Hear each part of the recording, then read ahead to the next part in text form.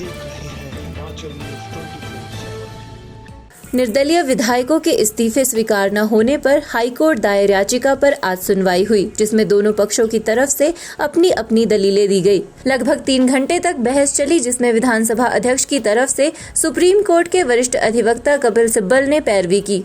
अब कोर्ट ने मामले को 30 अप्रैल को सुनने का निर्णय लिया है, जिसमें विधानसभा अध्यक्ष की तरफ से बहस पूरी की जाएगी। स्पीकर साहब की तरफ से माननीय सीनियर एडवोकेट कपिल सिब्बल जी और उनके साथी एडवोकेट्स वीडियो कॉन्फ्रेंस के माध्यम से ही आर्ग्यूमेंट्स कर रहे थे और अगली मंगलवार को भी एक्सपेक्टेड है कि वो वीडियो कॉन्फ्रेंस से ही आर्ग्यूमेंट्स करेंगे। परंतु इस मामले की जो सुनवाई है वो कोर्ट आवर्स के बाद में होगी। 4:15 से मंगलवार शाम को सुनवाई शुरू होगी, ऐसा न्यायालय ने आज आदेश किया है।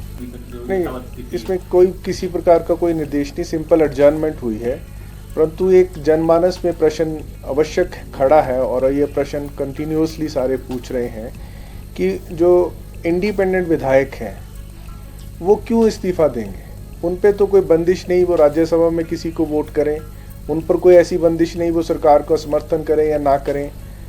इस प्रकार का बोझ हिमाचल प्रदेश के खजाने पर क्यों डाला जा रहा है पुनः ये इलेक्शन करके। ये बार बार प्रश्न जो है हर व्यक्ति हर हिमाचल वासी पूछ रहा है कि इंडिपेंडेंट एमएलए क्यों ये रेजिग्नेशन दे रहे हैं। तो जो कानूनी व्यवस्था है उसमें स्पीकर साहब के पास आर्टिकल 190 में ये अधिकार है कि अगर उन्हें प्रथम दृष्टया भी ये लगता है कि रेजिग्नेशन वॉलंटरी नहीं है, उसमें बहुत शब्द बिल्कुल लिखा है नॉट वॉलंटरी, अगर वो वॉलंटरी नहीं है तो वो इंक्वायरी कर सकते हैं, उसमें पूछताछ कर सकते हैं।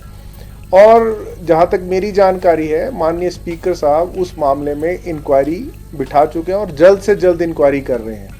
मुझे तो ये लगता था कि अगर ये मामला इस न्यायालय में नहीं आता, ये इंडिपेंडेंट विधायक न्यायालय में नहीं आते तो क्या पता आज तक ये इंक्वायरी भी खत्म हो चुकी होती, या स्पीकर साहब जिस तरह से त्वरित उस कार्रवाई को कर रहे थे, जो उनके पास रिप्रेजेंटेशन आई, जो फैक्ट्स आए और उसके ऊपर उन्होंने तुरंत नोटिस दिया, नोटिस देकर एक डेट दी कि वो अपना जवाब दें। जवाब में उन्होंने कुछ नहीं लिखा, सिंपल एक डिनाइल किया कि नहीं हम इन तथ्यों से इनकार करते हैं। तो वो सारे तथ्य इंक्वायरी बहुत स्पीड पर चल रही थी।